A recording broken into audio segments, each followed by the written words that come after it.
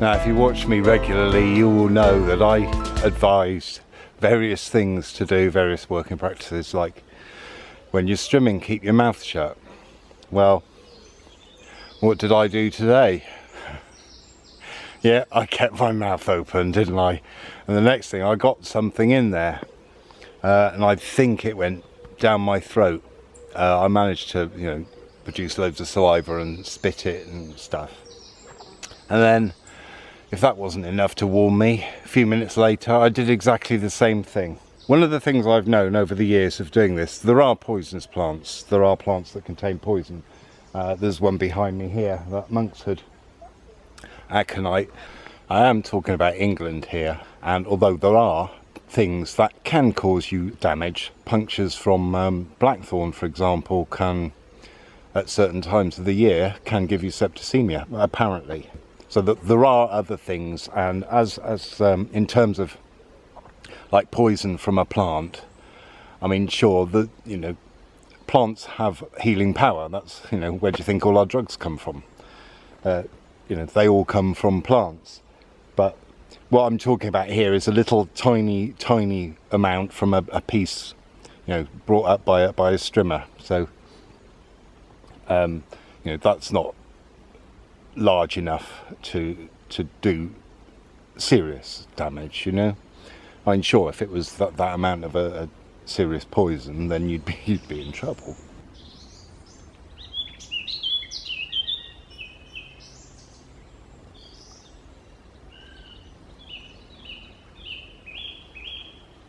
Basically, what I do, and this is just me, my constitution must be pretty good. I mean, basically, I spend my life outside.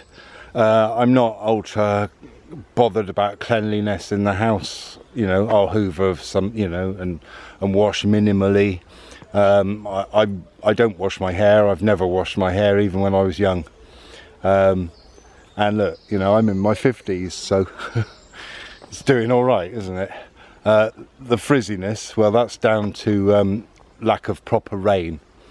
I'll talk about that in another video.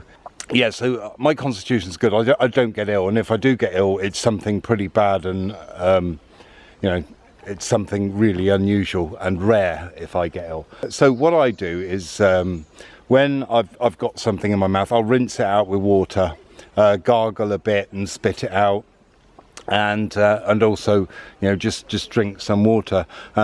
If you don't know what it is, which is very often the case with me, and there's like poisonous plants around, then it's probably a good idea to do that, to just if you can't work out what it is, what a lot of people do, and what I don't do, is a lot of people panic and get freaked out that they've had something poisonous and it's going to kill them. But really, in a plant, there is a small amount of stuff that's likely to do any damage, and so basically I believe it's all over your mind, because I believe I don't get ill, so I don't get ill.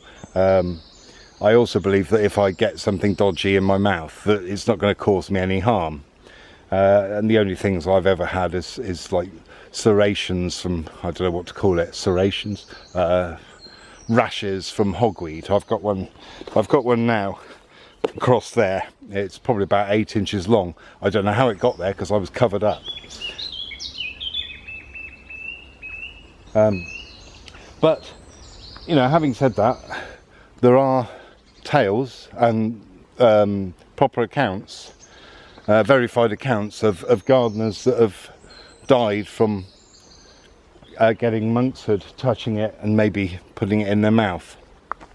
So you need to go to, have a look in the area where you got the thing in your mouth, and have a look, see what plants are there, and then work it out. I mean, if it's something like hogweed or monkshood, and you're really worried about it, I suggest go to the hospital and get yourself checked out, or seek medical aid, really. But apart from that, sometimes I've had a reaction later on, like in the evening, my stomach has felt a bit funny, and that I've thought maybe that's a sign that something's gone on. But I believe my body fights. So it's interesting, there's lots of ways that people healers and that say about, you know, your mind and your thoughts and that. Well, there are things that I really badly struggle with, but being ill and you know, getting cuts and all stuff like that, don't have a problem with. I can deal with that. Anyway, yeah, so you know, I hope you bear that in mind.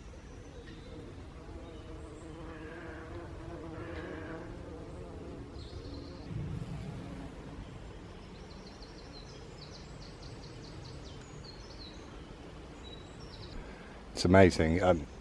While I'm standing here doing this, you will have no idea that underneath you, literally underneath you, are all these.